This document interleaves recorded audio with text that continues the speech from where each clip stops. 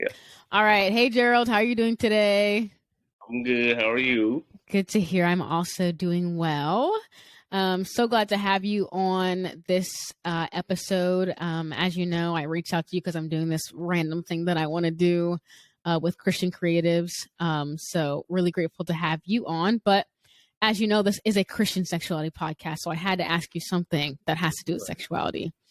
Yeah. So the question is, how do you think Christ has had an impact on your sexuality, and how has he impacted, or just how has being a Christian impacted your marriage as well?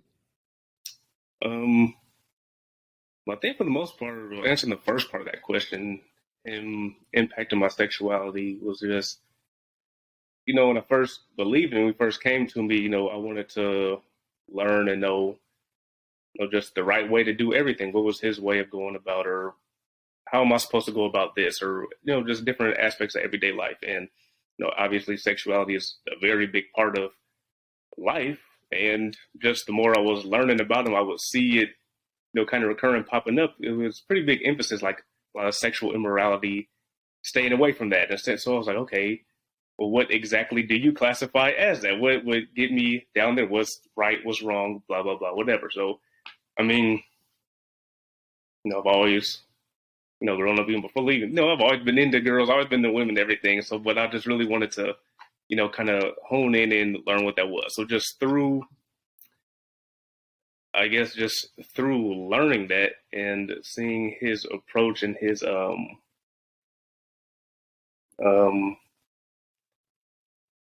just the way that he ordained to set stuff up from the beginning, how it's supposed to be between the man and woman, and I guess going after that and seeking out how seeking out the way that he created things to be, and learning how men and women are supposed to relate to one another. I really dove deep into that to really Mm, get a strong hold of what it truly means, just I guess, to love and be with a woman, right? And I started pursuing that and looking into that more. If that kind of answers the question. yeah, yeah. So, how do you feel like it's affected? So, after being a Christian, how do you feel like it's affected your marriage? Because obviously, before being in a marriage, you have to kind of abstain a lot and avoid. Yeah. It's kind of a different mindset going into marriage. So, how do you feel like being a Christian has affected your marriage and your sexuality as well? Um, well, the biggest thing was learning how, because how he always references as himself as the bridegroom and the church as the bride. So in him doing that, I was like, okay, if the goal is marriage, and marriage is one of the first things that he created, the first relationship that he establishes that big, seeing how he always describes our relationship between us and him as a marriage, I was like, okay, how do you, he refers to himself as the bridegroom or the husband, and obviously I'm going to be a husband. How do you relate to your bride? How do you relate to us? How do you treat us? He tells us to love our wives. Husbands, love your wives as Christ loved the church. Okay, how does he love us? So I really wanted to set out and learn that. In doing that, here, in doing that, in doing that, I really try, for my goal in my marriage, like he said, is to love my wife how he loved us. Us, Hmm. he gave himself up. He loves us passionately, selflessly, purely. He serves. He came not to be served, but to serve, or to serve. And again, one of the greatest commandments, like he said, is, well, the law is fulfilled in loving your neighbor as yourself, and that includes my wife. So, I guess in everything that I do, and this was the craziest thing ever that I noticed, even like leading up to my marriage and when I got married, like immediately after I got married, it's like everything in my mind, it didn't matter what I was doing, whether I was driving, whether I was eating, whether I was listening, whatever it was, she was always in the back of my mind, like, Mm, how does this impact my wife? How, like, and she's always there, like always in the back of my head. Like I'm even wow. sitting here talking now, I'm in the back of my head, I'm like, I have her in mind, Mm. making sure she stays here, right? So everything that's coming out of my mouth, how does this affect my wife? How will she think about this? How will she feel about this? Is this things that I'm saying? Is it loving her? Is it protecting her? Is it, is it serving her? Mm-hmm. She's always there in my head and in my mind, and I'm like, when I first, like, it's a lot of things, like, and obviously, like, you'll read things like in scripture and in the word, and there's things you'll know, and then you'll experience it, and it'll give Mm-hmm. it like the meaning of it, just like it jumps out like that much. Yeah, yeah. Like, going into marriage, I already I knew a lot of the stuff about what he said about the church and how he loves us, and all this. Like, okay, yeah, I know. But then I actually get into the marriage and he's doing stuff, and I'm like, oh shoot, like stuff is like really, really jumping out at me. But it's definitely impacted, my marriage for the better. Yeah. Just being able to, we're able to, in that same verse that I was describing to you, that same passage. Not only does he tell husbands to love their wives, but he tells wives to submit. And a lot of things. You'll see big issues now. And when we're talking, I can't submit to a man or won't submit I to a know, man. yeah. That is a danger, a trigger Oh, word for some people, submit. very. But I guess getting deeper, just the more I look at things and I look at the world and how the world kind of approaches things, to a certain level, I can understand why, right? Because there's a very big, you can see it even all over TikTok and everything. It's a very big, like, men versus women thing going on. Like, Mm, very, very big. And I yeah. think the issue is, when God or Christ isn't involved and you're just out in the world, those two sides, there are obviously men are going to be more inclined to do, like, more simple things men are going to be more inclined to do, and more simple things that women are going to be more inclined to do. And we see those in each other, and we're always pointing them out, and we can't fully settle into our jobs and into our roles that Christ created us for, because one, we don't know what it fully means to be, feminine or masculine, but at the same Mm, time, we have a certain level of understanding. Like, as a man, I have a certain level of understanding of what I need a woman to be, and a woman has a certain level of understanding of what she needs a man to be. So a woman isn't going to submit to, like, the men, and I can't say that I fully blame them. The men that are majority out there right now, I see why women are saying I'm oh not well, going to submit. I'm glad you said it. I mean, I understand, right? And I mean, now when you get to that level, and when you do get married and you enter into that sanctity, then okay, yeah, or if that's what you're pursuing, and you have that in your heart, like, I'm not going to submit. Well, if you want a decent marriage or a good marriage, well, you're going to have to learn how to do that. And Right. in order to do that, they have to work like this. The man, you Right. have to give the woman to submit to. The Mm-hmm. reason that we are able, to submit to Christ, right? Christ is the bridegroom, we are the bride.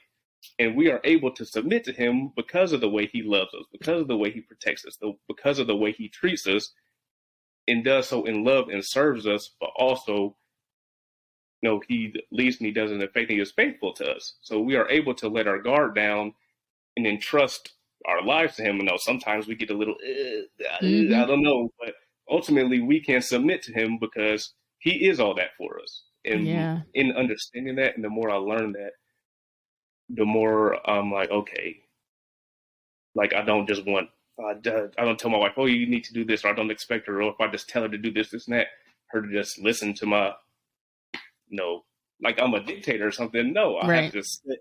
I have to set the tone or create the environment where it is conducive to her submitting to me, right? So Right. I create and I treat her and I show her and I give her certain things that, like, I basically create an environment where she wants to, right? So, I love her, I treat her right, I do right by her, I make sure that all of her needs are met to the best of my ability. And Mm-hmm. also I have a purpose and have a vision of where I'm going. And when her needs are met and when she is fulfilled and she can see where I'm going and she understands I'm taking us somewhere and she can get an idea of it too and she trusts me in that, well, she can sit back and kind of, well, if I need her to do this, or if I ask her to do this or do this or that, she has no problem doing it because she Right. sees and she understands, she trusts me, and she knows that I Mm-hmm. care about her and I love her, and I'm not leading her into any harm or into any danger. Same thing that we Beautifully do to said. Christ. Yeah, Yeah. beautifully said. Yep. And I think that's the same thing with our relationship with the Lord. Like, he doesn't want us to just blindly follow him. He has good reason, like you're saying, to be trusted. So yeah, that's really good. I want to also go back to you saying that in the back of your mind you are always thinking about your wife. Do you feel like that like just switched on when you like on the wedding day, or was it like a slow progression? What was that like for you? It was like, it was immediate, and I don't know how, like, I don't know how to describe it. It's just like, just, some spiritual habits. It's so hard to describe. Like, as I'm Yeah. there, like, immediately after it happened, it's like I started feeling it. Like, oh, like, this is the same. But there was a very, like, even as we're on the altar, after we said I do blah, blah, whatever, and we're leaving, I felt like the shift happened. Like, Wow. I felt like, I was like, oh, like, this is different. I was like, this is the same. Like, our relationship didn't necessarily change. How I treat her, blah, blah, whatever. No. Mm. I mean, it did change. Obviously, we got married, but like, how, I don't know how to describe it. I really don't know. It was just like, whoa, like, okay, Maybe it's this just like is, the responsibility like really set in. Like I think it did. like It really, you really took did. on the role of being responsible. Like basically what Christ calls you to do as a man in a marriage. Like it kind of hits you probably that day, and then from that day on, Oh, it's just been stuck in the gosh. back of your head. Oh, it was different. And when we first, I guess, going back to your asking if it was a slow progression, it was like I first noticed it then, like I felt it immediately, and then probably a few weeks afterwards, it like did progress a little bit. Like it got a little bit more like, oh, I understand this a little bit more now, or understand this, or Hmm. why this is like this, or this is like that, or why you created this to be like this within the marriage. So it progressed for a little bit for a few weeks, and then I guess the more understanding I got, it settled in. So it doesn't Yeah. really nothing really jumped out too much anymore. Like I'm still learning, I'm still growing, we're still becoming Hmm. one, but it's not all like, in the beginning a lot of new things are happening. Right. But no, it just it's been leveling out slowly. But Yeah. yeah. That's really cool to hear it from that perspective. I've never really, heard it like that. So I'm glad to hear that. How long have you guys been married? Coming up on 2 years. It'll be 2 years in Okay. September. Wow. Yeah. You guys are young. I mean, I'm not even married, so but that just Oh, sounds so cute. Like it's been 2 years. That's awesome. Um, cool. Good. Thank you so much for sharing that. I think that'll be helpful for people, just especially men. I think it's not like praised so much for men to be like just to have that. Some people may even call you whipped, or whatever, because you have your wife in the back of your mind. But I think it's a beautiful thing, and I'm sure that your wife can attest to the beauty of that and the way that you walk that out. So I'm glad that you can talk about that in a positive aspect, something that you're enjoying. Um, yeah. so yeah, I'm glad to hear that. A lot of, Alrighty, well, so let's get into it. So obviously we met via TikTok. So what do you do on the TikTok? Let the people know what you do while you're here. on the TikTok, I build and I teach people how to, I build and I teach a no-till method of gardening, right? And it's called, the term of it's called back to eating gardening, which kind of drew me Ooh, in the first way. It kind of stood out to me when I first saw it. okay. But so I teach that, and my goal with it, right, is just as I continue to settle into it or really get a strong feel of where I'm being led in it. My goal is to ultimately, relate the information, that I'm learning or everything that I'm doing, relate it to the everyday person, give it something that they can feel, understand, and chew on, and then in turn use that and to point them back to the source of all that knowledge and information, which is Christ and in Christ. Right? A Amen. lot of the stuff that I learn and have learned in and through that, like like I'll be just out there doing stuff, and like he'll speak, like he'll shoot scripture and stuff at me as I'm doing Mm, stuff. I'm like, oh, that's why you said that. Oh, that's why you did that. Oh, that's why it's like that. And the more, throughout the word, throughout the Bible, there's constantly parables and references and metaphors used to talk about spiritual things, but he mm-hmm. uses gardening or, you know, that type of stuff to describe it. And the Yeah. more I'm out there, the more I'm like, oh my goodness. Like the stuff just like it downloads, like it makes so much sense when you're out there going through it. So that's what I do on TikTok. Yes, that is what you do. And I would say probably in the past like 3-4 years, I've been trying to eat healthier, live different. I had a friend that was vegan and just like ate clean. And that really like helped me on my journey as well. So when I came across you, I'm like, I have no clue what this man is talking about, but I would like to eventually. So I Man. followed you. And also I saw that you were like representing Christ and I thought that was really cool. But what kind of like inspired this start for you? Ooh. So back, when was this? Back in 2019. I'll take it back a little further. So 2018, I just graduated college. Okay. Did sports and everything. And some stuff happened in college, that it really got me, pretty in a bad space mentally. Like Mm, I was down really low because when I first, the kind of when I first believed, when I first came to Christ, He gave me a vision very shortly after, or He gave me a purpose very shortly after, and essentially what it was He was going to give me a platform to talk to people, spread knowledge and His glory about Him, and also speak to them about things that are just kind of going on in the world, whatever. He told me He was going to give me that platform. And at the time, I mm, was real big into sports. I'm going to college for it and all. And I really believed in my heart that He was going to do it through sports. Like He was going to take me to that level of sports, you know, to do that, whatever. That's how He was going to have me feel it. Well, fast forward all the way through college, some stuff happened throughout there that I thought He was taking me one way, and some stuff was like building up real fast, and just like He was at the helm of it. It seemed, and I was really like this is it. Like I was on the cusp of like coming, like wow, like this is what I've been working for years. What He's been leading me for years. Like mm, I'm right there. Boom, rug snatch. It crumbled. I mean, it just fell, and I was in free fall. I mean, I mm, was, God, why'd you do that? Why'd you bring me here? Why is my mind like you brought me so far to this point? Like why? Like I was just completely like my vision, my understanding, my purpose, everything got called into question at that point. I was just like, whoa! Like I felt so lost. Like I felt like I was just in free fall. Like if I can just, if I close my eyes and just like imagine my spirit at the time, just like falling, in like in a pit of mm. nothing, just a light far away that I was just falling away from, and I was just, I mean, depressed. So after college, 2018, I mean, I was down bad, like real bad. So I'm like in my room. I'm like barely eating for like months, over a year. I like Wow. the only time I ever left my room was just to go to work. I'll come home. I'm just in my room. I'm miserable.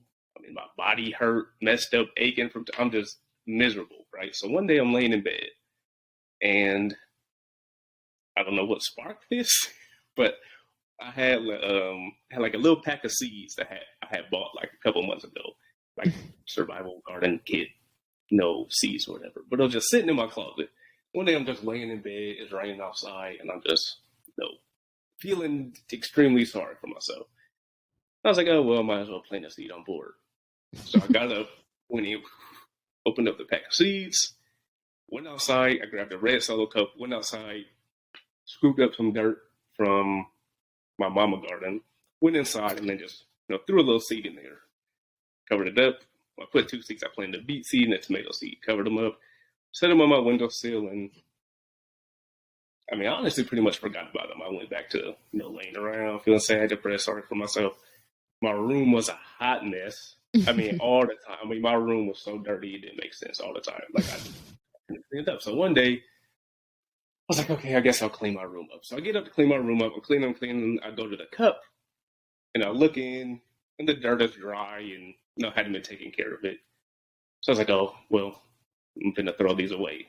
So I grab them, I'm going to throw them away, and I glance back inside of it, and I see just barely under the dirt, just a little tiny sprout poking up, and I was Aw. like, oh, it's growing. It's good. So I was like, I stopped what I was doing. I ran downstairs. I put some water in it, and I'm the type to do like if something interests me, like piques my interest even in the slightest, I'm all in. Like I'm going to learn everything there is to learn about whatever it is that I'm looking at or getting into. So I'm sitting down, I'm watching videos, I'm reading papers, I'm reading books, I'm figuring out, how do I take care of these seeds? Like, how do I take care of this? So after a few months, I'm figuring out, okay, this is real good, this isn't good, whatever. And I kept seeing this guy pop up on YouTube, and he kept saying, "Oh, back to eating this, back to eating that." I was kind of looking at it. I'm like, okay, are y'all using God to do, like, what are you doing? Like, it just seemed kind of weird to me, and I never clicked on it. One day I finally click on it, and I'm watching dude videos.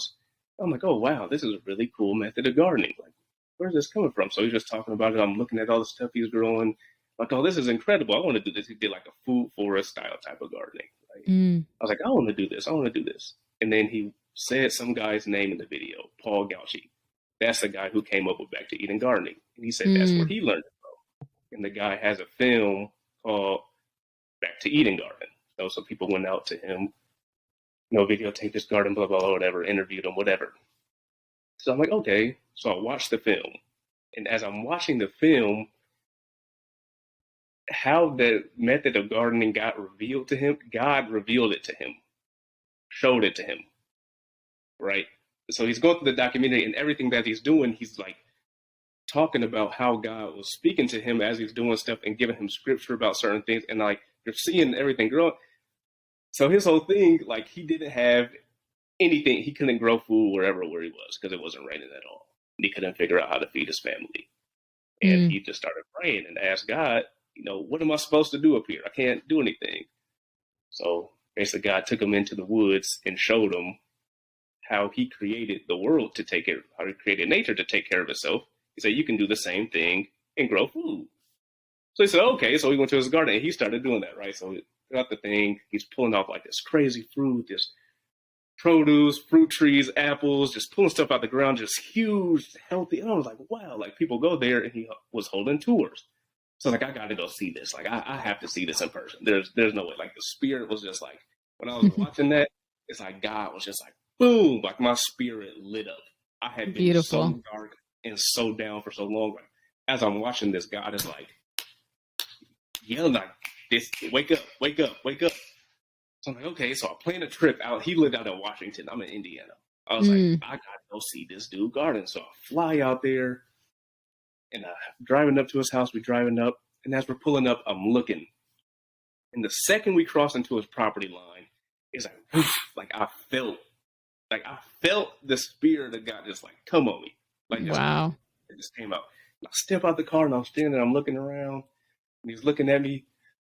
He was like, God is welcome here. Like, he is here all the time. I've welcomed him here. He's like, you probably felt the presence of God when you got here, didn't you? I said, the second I was just like, well, so we're going around, we're walking around, I'm eating this food, I'm tasting the stuff he's growing, and I'm like, this is nuts. Like, I've never tasted stuff like this in my life. Like, I'm sitting there eating blueberries. I hate blueberries. I tell you, I hate blueberries. I hate blueberries. Always hate them.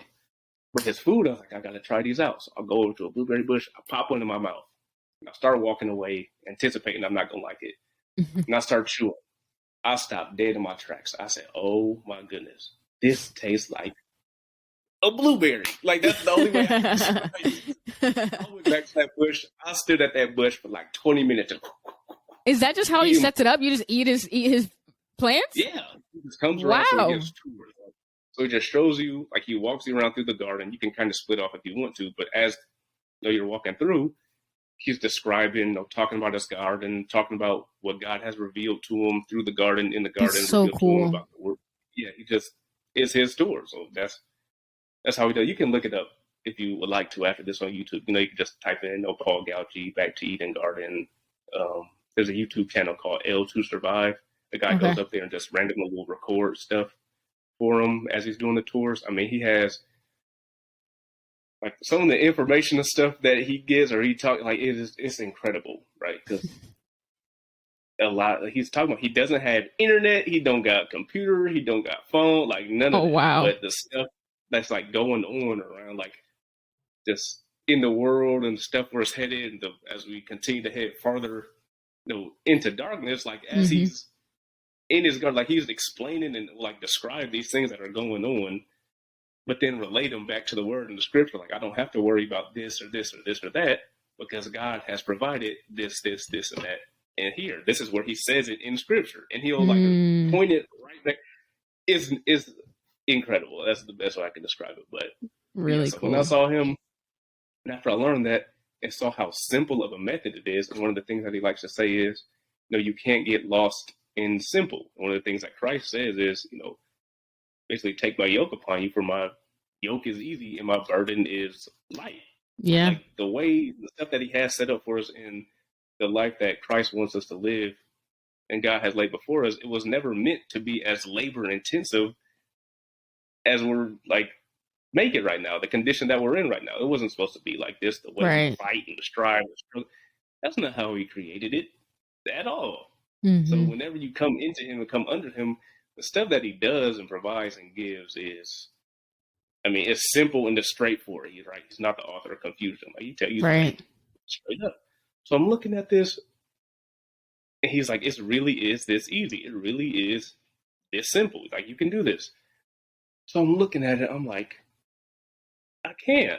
Like I can go home and do this. Like I could do a lot with this. Like people need to see this. People need to learn about this. If it's this easy. So I came home after I'm out there, and I talked to one of my friend's moms, and I basically installed one for her in the fall.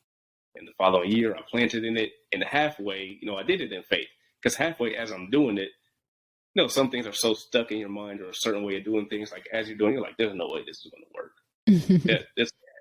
And I'm thinking that as I'm laying it out, but at the same time, I'm like, God, I know you behind this. So that faith, that little mustard seed of faith was like, I don't think it's going to work, but I trust you. I think it will. I believe it. I've seen it. You took me here. You led me here. So even though it might not seem feasible, I trust you, believe you. So the next year, I got a garden established. I planted in it the next year. I didn't go to that garden for like half the year after I planted it.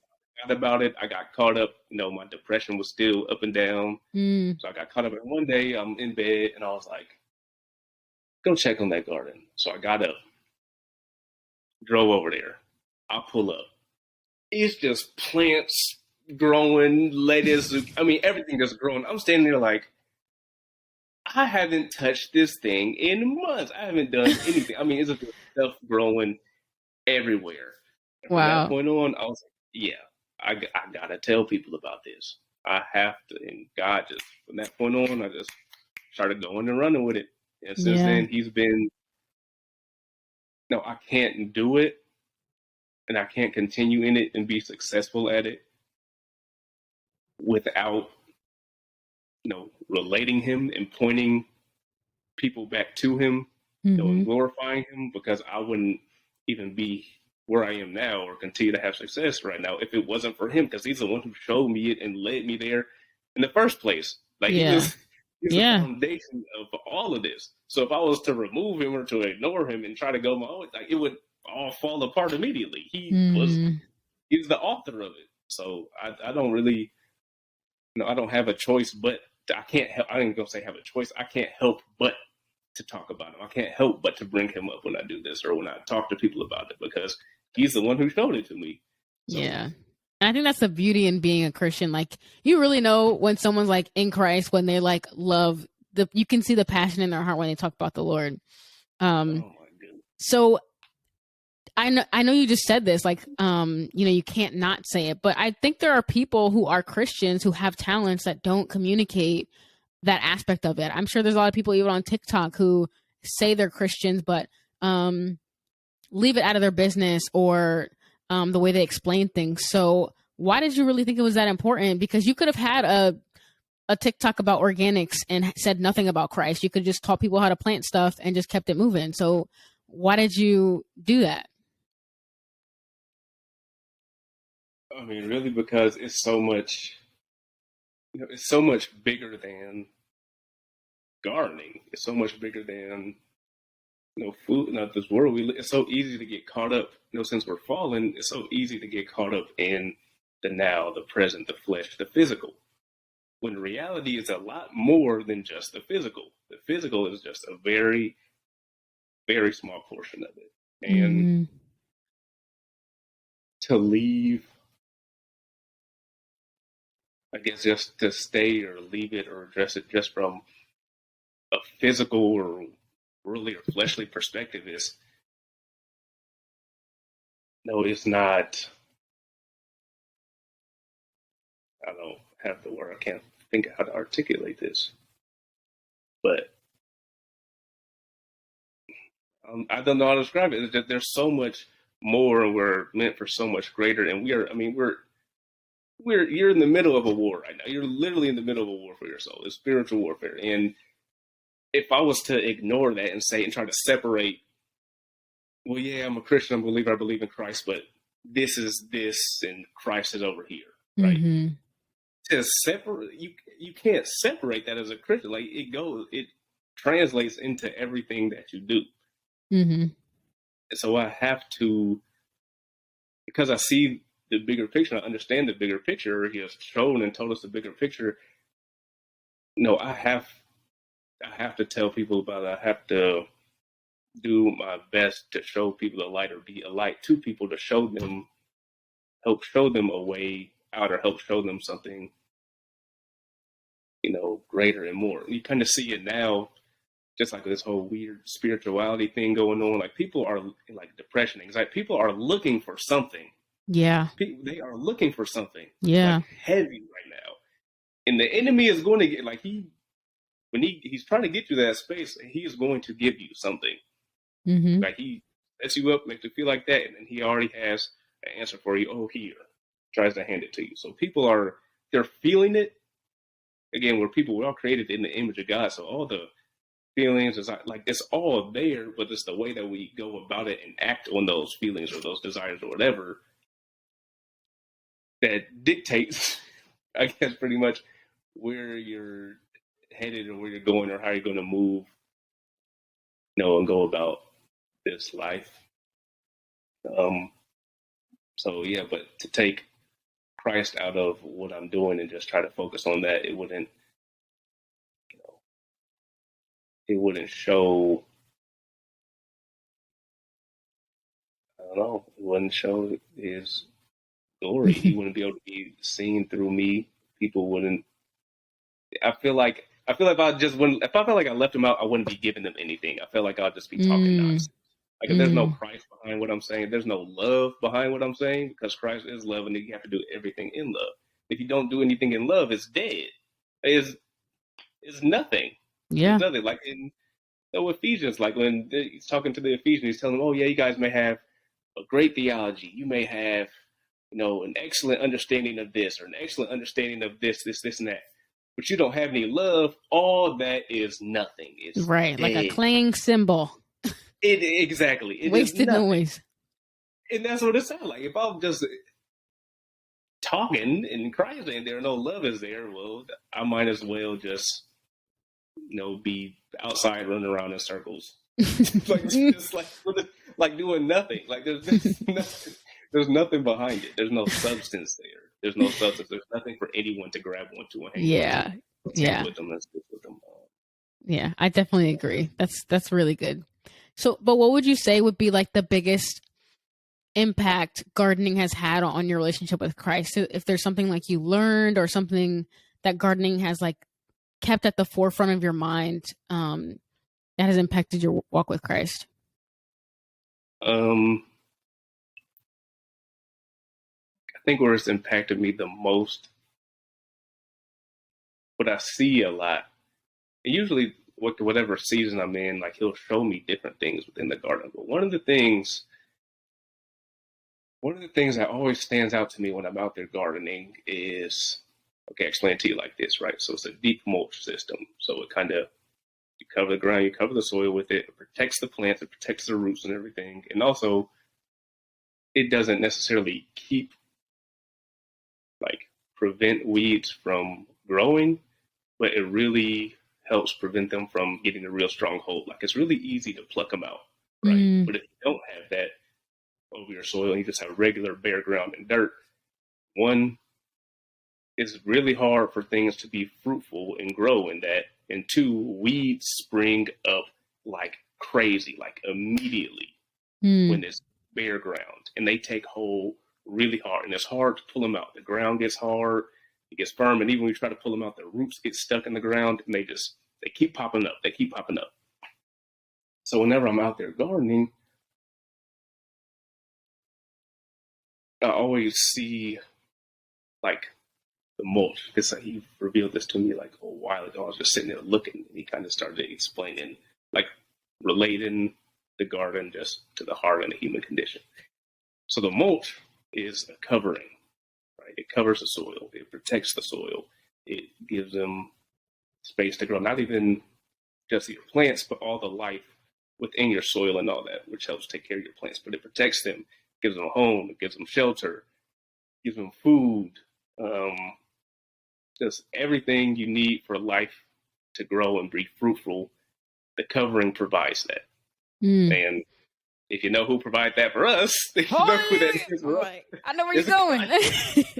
So the covering over your soil is Christ. And when weeds come in, they slide in, they get down on there, like onto the covering. When Christ comes in, he comes into our heart and into our spirit. When it gets down onto that, when a weed pops up in your heart, but you have Christ, when sin springs up or temptation springs up or something that's there, you have Christ in your heart, is very, when you see it and you catch it quick and immediately, you bring it into submission to God and you remove it and run away from it or flee from it, whatever, it doesn't have chance to grow any roots. And it's super easy. Like, it kind of plucks and falls right out when you give it over to Christ. That's good. Right out. So when a weed pop up and just spring up in the soil in your garden or in the mulch or in the covering, when you see it, I'm talking about, you go over to it, and you can like rub it with your hand or rub it with a rake or like pluck it like this, and all of the roots come out of it. Like, you're holding the whole plant. Wow. It doesn't get stuck in there. It's not seated in there. And when you go to Christ, like whatever state it is that you try to deal with, and he has that covering and he's softened your heart. I hope y'all are not missing this. I hope y'all are not missing this right now. That's good. Softened, that stuff falls out of there. It gets pulled out so easy, so much easier. God. When you don't have that covering and your heart is hard, that ground is hard, that soil is hard, you fight. Why am I like this? Why do I keep doing this? Or why do I keep running these issues? And try to deal with these weeds. You try to pluck at these weeds. They don't come out. The roots don't come out. The ground is too hard. The soil too hard. Your heart too hard. So you don't get it. The condition doesn't change at all. Dang. So it is. That's so good. I could cry right now. That's how beautiful that is. And I love metaphors and stuff like that. It's like it's like God is sanctifying you through your talent. Like, you're probably constantly mindful of Christ because you're looking at this mulch and you're gonna see him. And when you see the weeds, you're seeing that. You're like re-coming to Christ every time you garden, kinda. Every time I'm out there, every time you're out there, you run into him. Every time. And it makes sense, right? What did he do in the very beginning? He put us in a garden, and he put us in the garden. Oh, this is too much. So I'm overwhelmed. It only makes sense that he will talk to you and come to you and commune with you like no other when you go back into the garden. Shut up right now. Oh, that's beautiful. It is. Oh my goodness, it's wild. I mean, I'd be tripping. I'd be losing. You crying over your freaking cucumbers because God is so good. I would just go out there. I will sit down on the ground. I would just sit there. And when I think about, I'm finna backpedal real heavy for a second, but I'm still gonna relate it to the garden, right? I'm backpedaling like to marriage and men and the relationship between men and women. Mm-hmm. So when God created Adam, this is what blew me, right? This is one of the things that blew me like before, I got married and just understanding just what a woman is, the role she plays, and how beneficial she is to man. Mm. God, right? So God created everything, right? He created the earth, right? It was paradise. It was paradise. Adam had everything he could eat, all the food that he met, fruit, fresh, whatever, all the animals around kicking him. There's no sin in the world. He vibing, he chilling. Adam, he got the full presence and glory of God right there with him, talking to him, communing every single day. And you know what he said?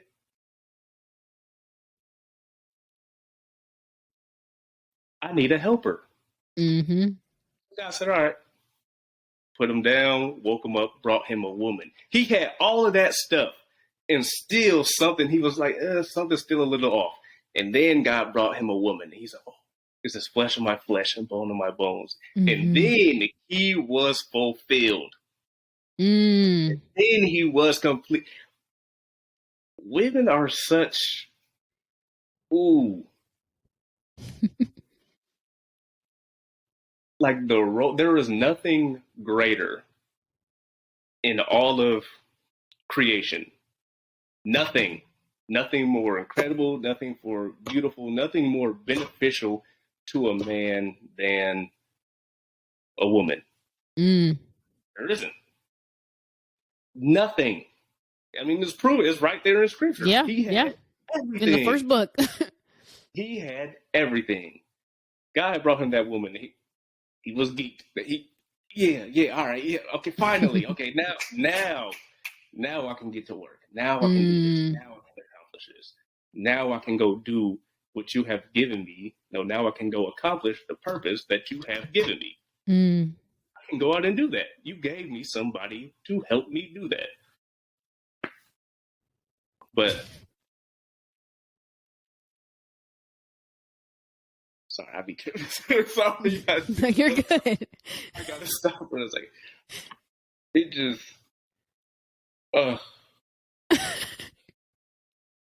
like I don't understand why. Like I sit down, and have to struggle all the time. Like why? Like why are you so good? Like why? Mm. What is man that you are mindful of him? Like what? Are you trying to go to church right now? You're doing too much. You're doing too much. We're going to church right now. Oh my god, I'm losing my mind. Like, why are you like this to us? Why is he so good to us? Like, why? Literally, I'm so glad that you are like this because this is literally me to my friends. Like, I will literally like get stuck on one thing and my friends be like, all right, it's not that deep. But it is. It is. God is so good. Oh my gosh. And it's just so beautiful because he gives us talents that allow us to even draw near to him, especially the one that you have, because it's in the Bible, like he talks about farming and gardening and sowing seed. So you're literally like living it out. I just think it's so beautiful that the Lord has given you this. And like, I can just imagine how rejuvenating it is for you to just like constantly go back and be reminded of these things when you do the talent that you have. Yeah. And part of the reason why I do it, and I guess I try to encourage people to do it, is because one, he created us and put us in the garden from the very beginning, right? That's where he created and put man. So everybody has the ability, to garden. It's in us. Where we came from. Is where he put us. That's where life is. That's where food is. That's where stuff. Everything just that sustains us. That's where that comes from. It comes from the ground. It comes from something that has to grow. Yeah. Something has to grow in order for us to consume and eat and to grow and thrive, right?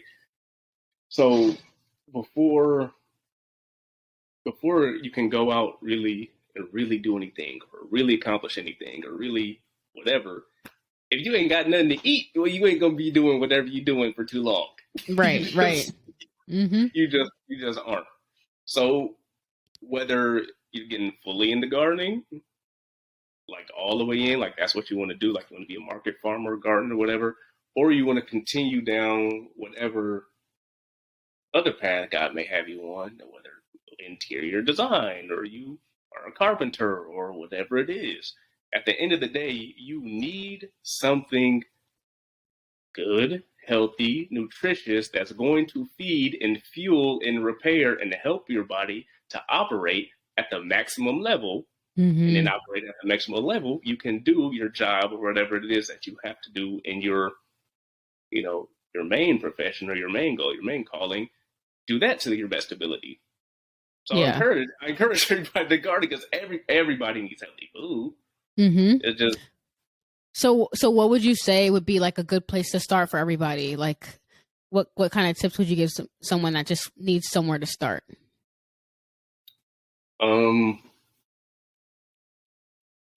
I mean, really, if you're just looking for somewhere to start, I'll just say just YouTube stuff, just Google stuff, how to grow. Like, just think of something you want to grow, something you like to eat, your favorite fruit or your favorite vegetable. How do I grow XYZ? How do I grow this? Mm-hmm. Excuse me. And then go from there. I encourage you to look at people in your area who, whether are farmers or are just home gardeners, whatever, but people that have a ton of success. Go down to your farmer's market. If you have a local farmer's market, see people who are growing and bringing produce and talk to them. Ask them, how are you growing this? Or how are you growing that? What are you doing? What are your methods? Go in with that, learn those, write them down, ask them if you can go there and look, ask them if you can come into or whatever the case may be. Find people who are good at it. Okay. Who are really good at it and go from there. And when you start moving into, I mean, obviously nobody wants their food messed with or screwed with, like pesticides and all that poisonous. Nobody wants that stuff on their food. Right. So obviously that's the direction you want to be going and what you want to get into. Start looking into, organic gardening, no-till gardening, and deep mulch gardening, which is gardening that I teach and talk about is deep mulch gardening. And the reason I talk about it is because it's the system that pretty much most of nature follows, right? So I don't know if you've seen it or not, but every year, just throughout the seasons, spring and summer, look at the woods, all the plants and everything, trees are taking up, leaves are green, they turn green, whatever. They're taking up nutrients and everything, blah, blah, blah, whatever, up from the soil. They store it out in the branches and in the leaves, mostly in the leaves. And then when fall hits, they turn brown and what do? They fall back to the ground. So those minerals and everything are stored up in the leaves. They fall back to the ground and fall. So now they're covering the soil. They cover it. That's the covering. And at the same time, it starts raining. The Lord sends rain. He sends snow. He sends whatever over the leaves, over whatever other dead plant material and everything fell to the ground. It starts to slowly break down. It feeds the soil life and all that. It fertilizes the ground throughout the fall and what? the winter. I'm shocked. And then when spring hits, the life is ready to pop back up through it and start growing because the ground has been fertilized, the seeds have been protected, the roots have been protected. At the same time, some of that leaf litter and matter is still on the ground, covering the soil and protecting it as a mulch.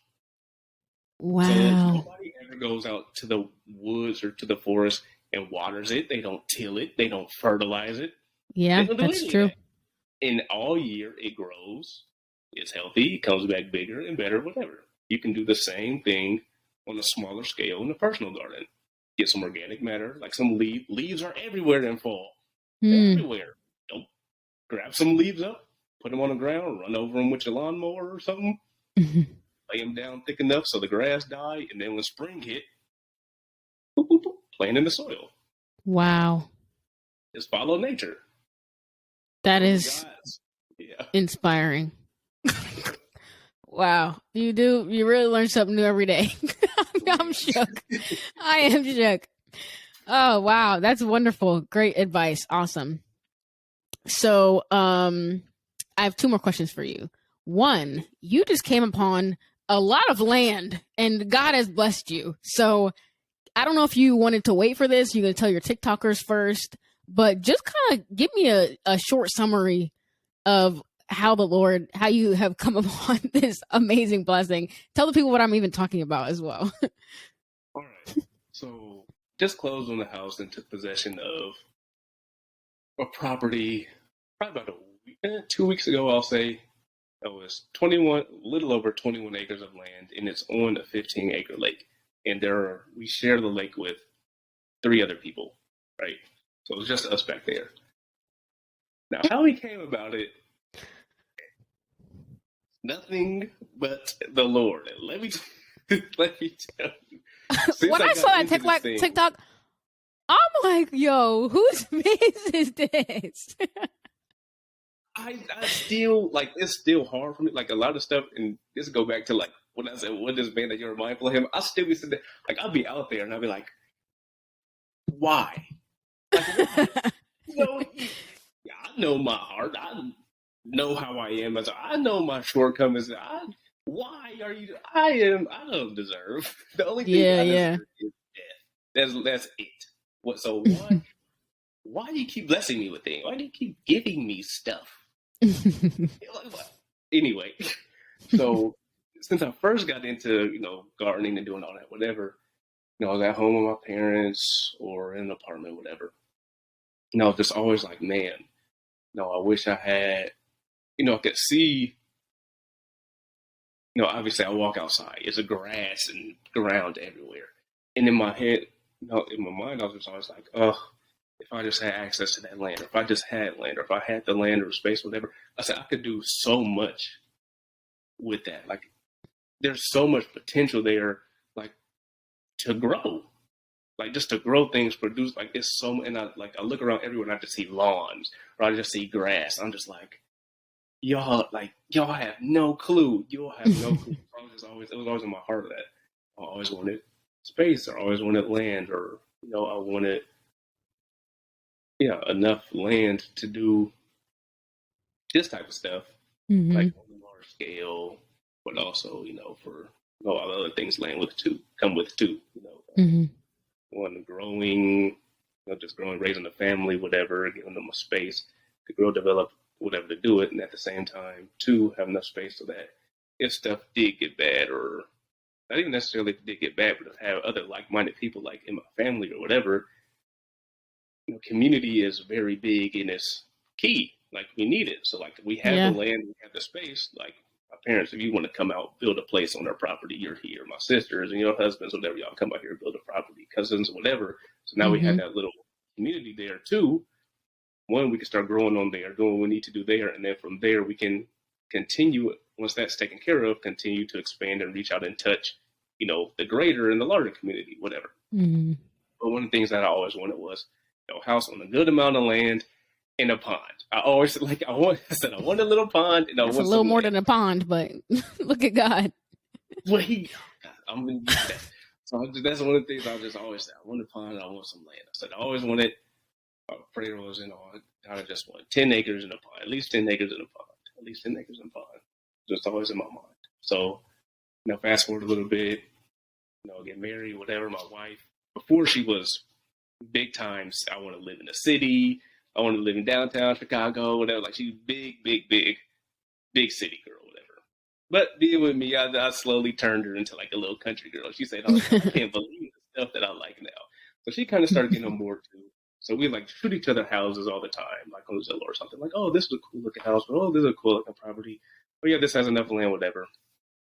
And over time, like finding a place with that much land, and the house and everything on it is pretty hard already, and especially if that's affordable. And then, Hmm. especially now in today's market, borderline impossible. So, I mean, there was Right. only, whenever you look, there's maybe two or three properties that even halfway come close to like what, I was, what I was desiring or praying for, or whatever. Hmm. And then, even then, those were so far out of our price range was like, okay, whatever. Mm-hmm. As time's going, it's like we're getting a little bit more discouraged. Like over time, like we kind of start settling down a little bit. Like the stuff that we're sending back and forth, mostly the stuff that I'm sending was like getting just a little bit like coming down. Like our standards are just slowly going down. Like we just trying to Yeah. get, and our lease is ending here at the end of September. I'm just like earlier this year. I think earlier this summer. I started having like a strong feeling that like, before it was like we'll be in this apartment for about 2 years. We'll be here for 2 years and find something, before the 2 years is up, whatever. So she was talking about, renewing our lease and everything. But just in my spirit, I was like, I don't feel that we're gonna be in this apartment like after this lease is up. I don't know what it is. I don't think that we'll be back here again for another year. I just couldn't see it, and I couldn't really feel it either. So we're going, and there's this one property that I kept seeing, and I had been seeing it for months, like a really, really long time. And this one, I didn't look at it too much because I would look at the price, like it was a lot more affordable than the other ones, but I still thought that it was a bit outside our price range. And I kept seeing it, and I was like, oh, but yeah, this is about, this is what I want. I want this much land. Oh, it's a really nice, body of water on it and everything. But I didn't look too hard at it because I was like, this might be too expensive. So I didn't see it for my wife. And even ones that were expensive, I was sending to her. So I don't know why this one in particular, I didn't send. I don't know why. So fast forward a bit, we hadn't sent each other pictures for a while. She shot me a picture. She's in the living room. I'm in the bedroom. So I showed her a picture of this property. I just decided to this day, whatever. And I just see her, oh my gosh, this is it. I was like, what? So I get up. I get up when she come around the corner, run down the hallway, like I love this. I'm like, okay. So I started looking at it a little bit harder.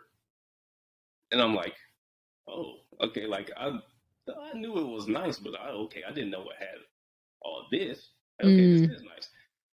So in the back of my head, I'm like, okay, we'll go out there, go see it, go get a little viewing, see it, whatever, just kind of see if this really is where we want to be in the future. Not this property necessarily, but just if we really do want a large amount of land, if we really do want to be like, just get a feel. Yeah. I'm just thinking, see what it looks like. Yeah. Right, exactly.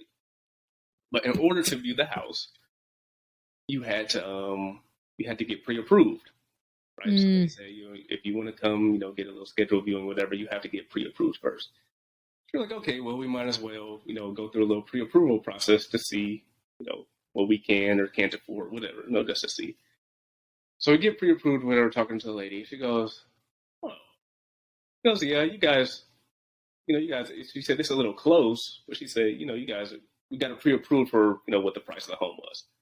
So we're like, oh, we didn't think we'd get it pre-approved for that much. We're like, whatever. So we go out there the next day. And before I went out there, I do little, like as it's happening, we're like, okay, wow. Like it's kind of clear, like after we got pre-approved, like we're trying to stay calm, but at the same time, we're like, okay, something like, I think God worked. He's doing something. I don't know what it is, but let's stay calm. Let's not get too emotional. So that night, I laid down, praying. I'm, talking, just asking God, we see this. This came up. It popped up. The way stuff is going, even just after a couple of hours, go before, do whatever. If this is from you, let us know. If it's not, whatever. But you go before us before we get too emotional and do something that we shouldn't be doing. And I do like there's the Wednesday before, every Wednesday, me, my sisters, a couple of my sisters, and one of our family friends, we do like a little Bible study every week. And we were reading in Genesis about when Isaac's servant went to go find him a wife. And he prayed a simple prayer to the Lord that was, whatever woman comes out and draws water for me and also for my camels, let that be the woman that I take back to my master or whatever as a wife. The point of that in our talk was, my sister was pointing out and emphasizing that every prayer doesn't have to be some real super deep. And you can just talk and just pray a simple prayer, like just ask And that's just what he did. Pray for a simple prayer, ask God to show him something. So, okay. So that's in my mind. So, right. So the same night, we see the house. Saw the house that night. We get pre-approved. Then we're going to go see it that morning. Right. So we got pre-approved the next morning. So I'm praying. And the simple prayer that I asked was, if this is where you're taking us, or this is, something that's coming from you, or there's something here, then I just asked for a sign. Well, not a sign. I just asked him to show me life, an abundance of fish in the pond or in the lake that was back there. I said, if this is from you, just show me that. So get pre-approved. We go out to the house. So we meet our dude out there. We kind of walking through the house, whatever. And in my head, I'm remembering this prayer that I had. So I'm just like, I'm being ready for it for when we start walking in the water. So we go through the house a little bit. It's older, a little outdated, but the foundation bones are still good. But I'm like, this is real solid property. I mean, even when we first pulled into it, like, it's a lot of peace here. Like, it's real. It's very peaceful out here. So we're going through the house, we get done, and we start walking out back. We start walking down the path to the dock. And as we're walking down, it's a ton of dragonflies shooting around across on the water. And I see fish jump out at one. Fish jumping out this one. Fish jumping. I was like, snap. I was like, ain't no way.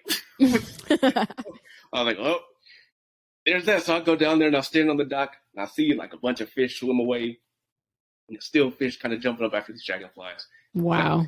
This is nuts. And the second I saw it and that stuff is hitting me, it's like the enemy came immediately and tried to steal it from me. But was that really a lot of fish? Or is that really a lot? Is that really an abundance? It could just be a good amount of fish. But and I'm just saying, so he came like the second. So the second that happened, I was like, okay, I'm getting attacked. But it was a heavy attack for a while. But after I kind of started coming out of it, I'm like, he wouldn't have attacked it like that if God wasn't there showing me. Because literally the moment before that, it was like my spirit lit up, and it immediately was like I felt the enemy came super swift. So I'm like, okay. So we walk away from that, go back to the house, and we're talking to the guy. And my cousin was showing us around, whatever, the realtor, and he's like, kind of running numbers by us, payments, mortgage, blah blah, whatever. And we get to the end. And he's like, so what y'all think? What are y'all thinking? Would put in an offer? So I looked at my wife, and her eyes are just like, like the whole time she's walking, she's like, I just love it. I love it. I was like, I think we're going to put it in offer. So we put an offer in, and we put it in like well below what they had it listed at. Wow. And came back a little bit later on that evening, they said, the offer was a little bit low, but we liked it. And they counter offered with a great number. Like, we already had a number in mind. Like, we're not going to go over this. The number they came back with was good and below that. So we ain't even fighting. We said, all right. We said, okay. They said, y'all were the first people to put an offer in on the house. This is our first offer on it. It had been up. I saw earlier they had it up for a few months and then took it down. And then it was up again for like another 34 days or something. And, stuff has been flying off hot. Like, right. We were the first offer on the house. The very first. And at that low price, whatever. So I'm like, okay, wow, this is nuts. So I'm up. I'm flipping around on my bed. I'm running back and forth in the apartment. And I'm just like, God, are you really doing this? Like, you're doing this right now. And the way that it was happening was so smooth and seamless. And every time God is doing something like that in my life, he always takes me back to that scripture in Matthew when he's talking about how his yoke is easy and his burden is light. And every time that he is doing something in my life, or I really recognize him, stuff it flows. It's like I'm just sitting there like watching it on a movie screen. Like, it's like he just doing stuff and I'm just sitting there like getting carried down the lazy river. It's like, yeah. And like that scripture is just like running through my head like crazy. So I'm running around the apartment, I'm flipping over the bed and stuff, blah, blah, whatever. So they accepted our offer. So now we're going through the whole approval process, blah, blah, blah, whatever. And I'm just like, this is nuts. This is insane. The day The day after they accepted our offer, offers just started flooding in because they were still taking backup offers. So the day after we put ours in, then everybody else has started coming. What is wrong with these people? I was like, what? I say, God, you really held it off for us like that? And it turns out the lady, I was talking to her husband, he was like, yeah, my wife is just, she said she's a real prayer warrior, and she has just been praying and praying that this house, this property fell into the right hands. They're just like, you two are just amazing. Like, they're just so excited. She's like, you two are amazing. Like, she loves it. I'm just like, what in the world? So we get the property, whatever. And the land alone, like the land out there alone, is worth way more than what we paid for it. Just the land, not including it. It's a house on it, like everything out there. So not even including the house, the land alone was worth more than what we paid for it. It was just crazy. Yeah. So even now, I'm sitting here, like I'm still in the apartment. I just left from there. I'm at the apartment, but she's out there right now. They're doing some work, and like every now and then I'll stop and I'll be like, "All right, what's the catch? Like what? Like that's how it is when God gives you something. It's like." Wow, I don't deserve this. God is so good. I keep waiting. Okay, maybe there is a roof going to fall in, or is it going to flood? I'm just like, ain't no way that he. But and I mean, even down to like the prayers that I had, right? So everything that I wanted in the house, I wanted a good amount of land, at least 10 acres. I wanted to be on the pond, and I didn't want any neighbors, like next door neighbors, kind of like you see in a regular suburb. I said I wanted a couple people close by, but not right next to me. Right? So I got that. It's that big old lake, and I have 3 neighbors. I can kind of see their houses. They're close enough, but they're also far enough that they not. He really be listening to us. He listened like a mug, and then he gives stuff or will bring stuff back, like desires that you had in your heart. He will bring and give to you things that you didn't even know you desired, and then when you got it, you're like, oh my, I didn't even know I needed or wanted that, or stuff that you desired a while ago, or maybe it got crushed or shut down or whatever it was, it just kind of got killed. He remembers that stuff and brings it back up and gives it to you like that. So the soil I have out there, right? Well, just the soil in the area I'm in sucks. Like, I mean, it's awful. It's like potting clay. It's not good soil to work in. Yeah. But probably about 4 or 5 years ago, I was walking around in the woods at this park where I'm at, or where I was close to at the time. And when I took a step, I noticed the ground was soft, and I looked down. I was like, "Oh, this is nice soil down here." And I noticed it. I said, "This is the first time I've ever seen good soil anywhere here in Fort Wayne. Not only good soil, but it was great. It was loose. It was healthy, whatever." And that soil type it's not very common around here, right? When I looked at it, I was just like, this would be so nice to work with and work in. Like, good soil is just a gardener's dream. We get out to this house, the whole property is that soil, all of it. I'm just like, I mean, all of it. Like, I could just stick my hand down into it and pull it. I was like, and I didn't notice that. Like, I didn't really notice it. I kind of looked in the little area. This was like days after we got it. I was walking around, kind of looking at the landscape, how ugly it was, like the landscape design around the house. And I looked down and I pulled a weed out, and I was like, wait, hold on. I grabbed the shovel and I'm like, this dirt is here?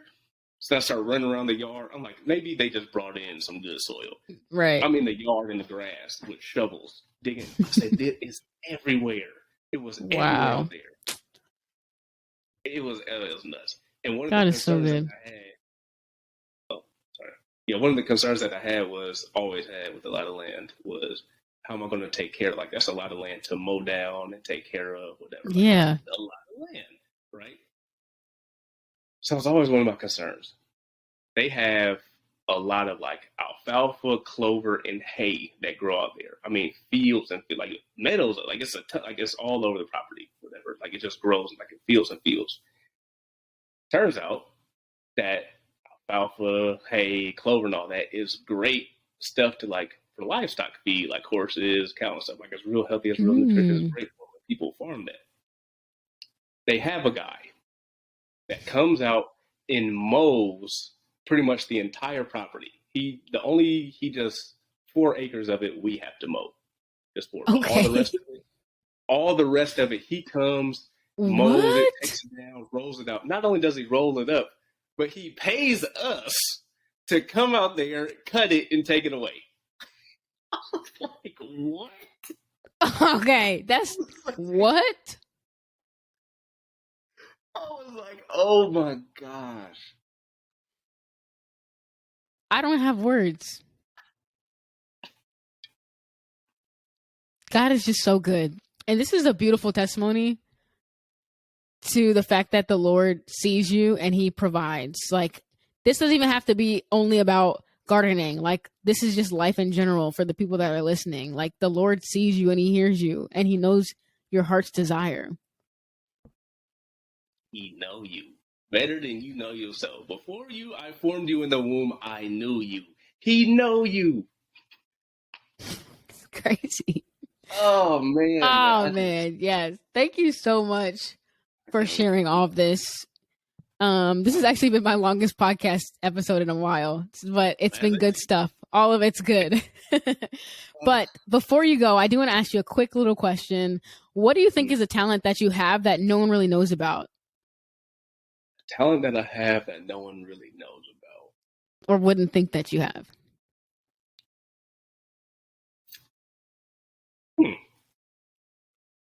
That's a good question.